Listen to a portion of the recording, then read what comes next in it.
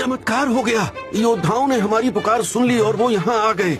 जरा यहाँ ध्यान दीजिए, मैं आपकी शक्तियाँ अभी आपको बता देता हूँ। ओ शानदार, पवित्र तलवार के मालिक, बहुत बढ़िया। पवित्र मैजिक और light, wind, lightning, ice magic का इस्तेमाल करने की ताकत। एक इंसान के पास इतनी शक्तियाँ होना आम बात नहीं है। प्लीज हमारे रेज सेवर राज्य की रक्षा कीजिए। दूसरी दुनिया के योद्धाओं, आप हमारी आखिरी उम्मीद है। क्या ये वही है जो मैं सोच रहा हूँ? हम दूसरी दुनिया में पहुँच गए। हैं? एक और योद्धा, मुखोदा सुयोशी, उम्र 27 साल।